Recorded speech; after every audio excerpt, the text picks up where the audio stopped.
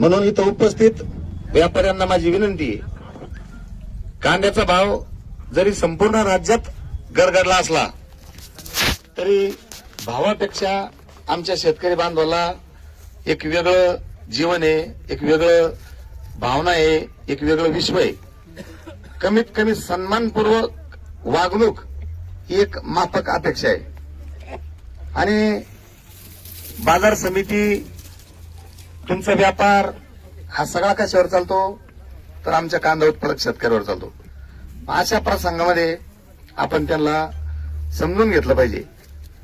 म्हणून मी कालच माझ्या शेतकऱ्यासाठी एक पोस्ट टाकली आणि मी आजपासून तब्बल माझ्या सर्वसामान्य शेतकऱ्यासाठी तळ ठोकून बसणार आहे. ते याच्यासाठी मी शेतकऱ्याचा आहे, शेतकऱ्याच्या प्रश्नावर कायम काम करतो आणि माझ्यासोबत हे माझे शेतकरी वेगवेगळ्या प्रश्नावर समाजाच्या याच्या वेगवेगळे आंदोलन हे रस्त्यावर उतरून माझ्यासोबत केलेले आहे. म्हणून तो व्हिडिओ पाहिल्यानंतर मी त्या दिवशी खरंच शेतकरी बांधव, मी जिल्हा परिषदला होतो, मला तुम्ही तिकडे पाठवल्यामुळं, नाही तर त्या दिवशी जर मी इथं असतो तर मी त्या दिवशी वेळेत येत होतो इकडं, परंतु ती वेळ माझी त्या ठिकाणी मॅच झाली नाही. म्हणून आज सकाळी पहिल्या बेटाला सुरुवात व्हायच्या अगोदर मला तुम्हाला भेटायचं होतं, तुमच्यासोबत बोलायचं होतं आणि तुमच्या भावना सरकारला बी मला दाखवायच्या होत्या आणि व्यापाऱ्याला बी सांगायच्या होत्या.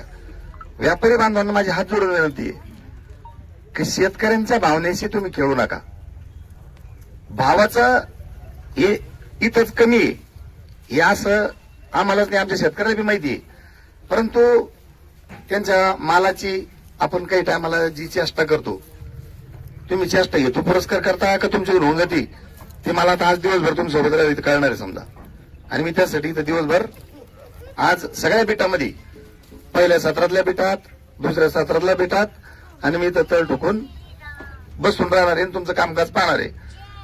म्हणून तुम्हाला आता माझी हात जोडून विनंती आहे, आता पहिल्या टप्प्यात मला तुमच्यासोबत काही वाद घालायचं नाही, पण तुमचं रनिंग मध्ये पाहिल्याच नंतर प्रसंगानुसार काय निर्णय घ्यायचा तर तो आणि आम्ही आमचे शेतकरी त्याच्यासाठी सक्षम आहे. म्हणून माल पाहिल्यावर कृपया त्यांच्या मालाची चेष्टा करू नका. एखादा माल तुम्हाला पटलाच नाही, तो जर तुमचा तिथपर्यंत पोहोचासारखाच नसन, व्यापारी बंधू खास करून ऐका, तुम्ही त्याला सन्मानपूर्वक सांगा का भाऊ याचा माल, या मालाला भाव यायला अजून 3-4 दिवस बाकी आहे, तू कृपया इथं आणू नको, किंवा तुला आता आम्ही जाताना तुला इथं भाव पटाना म्हणून तुला भरून देतो, हे असं तुम्ही सन्मानपूर्वक बोला. तुमची भाषा इतकं काही सांगून जाते त्याला का त्याला असं वाटतं मी जगातलं कोणतं पाप केलं की मी शेतकऱ्याच्या पोटी जन्माला आलो, तुमची बाजार समितीने तुमचा व्यापार चालण्यासाठी माझ्या कष्टानं कांदा भरून इथपर्यंत आणला, त्याला तुमचा कोणताही बोध होत नाही, त्याला तिचे शेवटचे दिवस आठवते. म्हणून माझी ती भावना मी ओळखून असल्यामुळे मी ती भावना ओळखून इथपर्यंत आलेलो कार्यकर्ता आहे.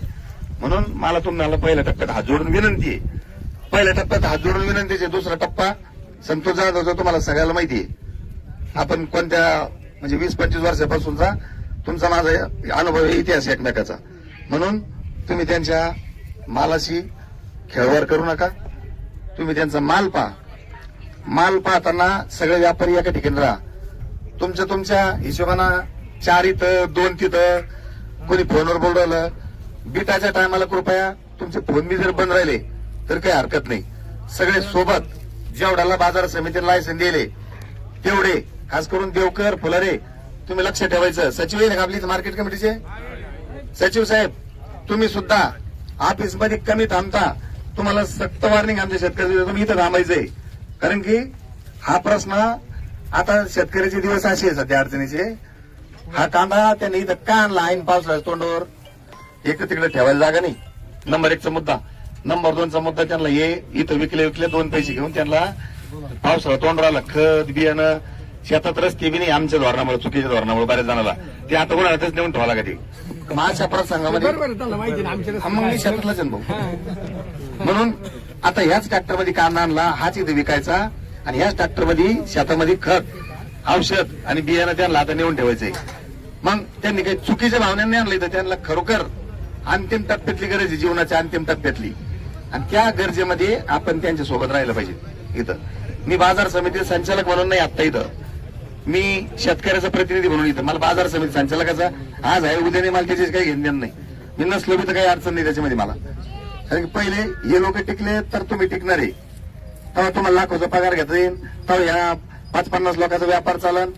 आणि यांनी जर बहिष्कार टाकला तर तुमचं काय इथं काय चालणार तुमचं? काही व्हॅल्यू नाही म्हणून शेतकऱ्याला, काही व्हॅल्यू म्हणून तुम्ही त्यांच्या भावना ओळखा. नाही भाऊ, मी तुमच्या मनातलंच बोलू मी सगळं. सांगतो ना, शनिवारची परवाची दिवशी इथं गाडी लिलाव गेली परवाच्याच दिवशी जागा धरून मी काय, अरे तिथं गेल्यावर मी सांगतो, मी 8 दिवस तुमच्या जग जाहीर सांगतो, 8 दिवस पेमेंटला सांगतो, तुमच्या साक्षीने सांगतो. मला तिथं गेलो की अपमान केला माझा. नाही नाही ऐका, पेमेंटच्या बाबतीमध्ये मी 1 मिनिट ऐका, पेमेंटच्या बाबतीमध्ये मी सांगतो माझ्या शेतकऱ्याला. एक मिनिट तिथं दुकानावर गेल्यावर काय बोलले मला ऐका ना, 2 शब्द माझे ऐका ना. तो 1 मिनिट ऐका ना, तो विषय आपल्याला आता लिलाव पण चालू करणं आहे, मला लिलाव पण पाहायचा. ऐका ना, भूमिका 2-3 आहे ना. मी पेमेंटच्या बाबतीत सांगतो खास करून. शेतकऱ्यांनी 24 तासात पेमेंट घेऊन जायचं. शेतकऱ्यांनी विनंती आहे 24 तासात पेमेंट घेऊन जायचं. 24 तासात तुम्ही जर पेमेंट नाही घेतलं तर आमच्या बाजार समितीला तुमचा लेखी अर्ज करायचा का मला या व्यापाऱ्यांना 24 तासात पैसे दिले नाही. तुम्ही ऐकून घ्या 2 मिनिटं. 24 तासात तुम्हाला पैसे नाही दिले तर तुम्ही 24 तासाच्या आतच आम्हाला अर्ज करायचा. त्याच्यावर रीतसर आमच्या सचिवकडून पोहोच घ्यायची, जेणेकरून इकडे पैशाचं कमी जास्त झालं तर त्याला बाजार समिती आम्ही बांधील रुपये द्याल तुम्हाला. म्हणून अपघात राहू नका, दिवस धोक्याचे, तुम्ही अडचणी दे. आजच्या प्रसंगामध्ये थोडस नियमाचं पण पालन करा. आणि एक विनंती तुम्हाला अशी आहे, शेतकरी बांधवाला थोडीशी कांदा यांना बोट घालायला काय जागा राहते यांना.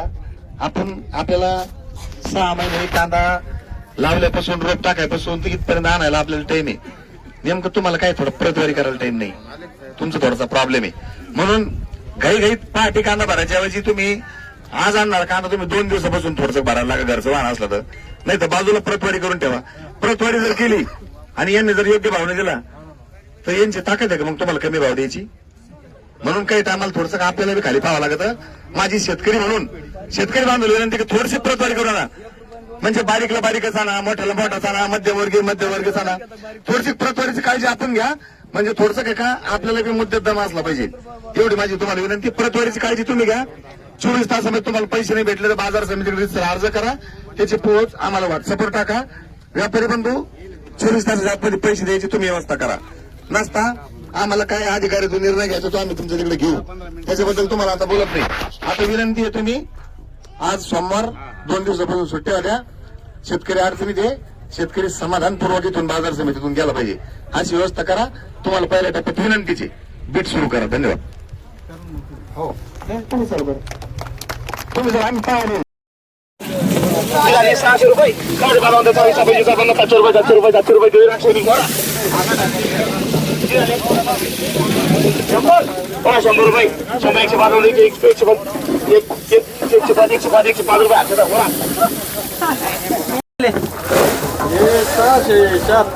676 बघू शकता मित्रांनो, 676. किती कांदे अजून? कांदेत लई पण भाव नाही. ओके चालेल. तुमचे काय भाव गेले? आमचे गेले 625. 625. ओके. नाही आता काय भाव आवकच वाढी. तुमचे काय भाव गेले भैया? 815. 815. ओके बघू शकतो मित्रांनो, 815. तुमचे काय भाव गेले काका? आमची गेली 305 रुपये. 305 रुपये. बाप, आज लय भाव गेले. आले भाव गेले. मग काय? ओके. तुमचे काका, तुमचे काय भाव गेले? 750. ओके चालेल. काय तुमचे काय भाव गेले काका? तुमचे आहे का?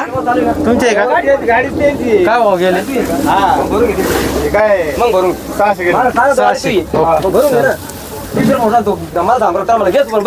काय भाव गेले? 725. किती कांदे आपल्याकडे अजून? ओके चालेल.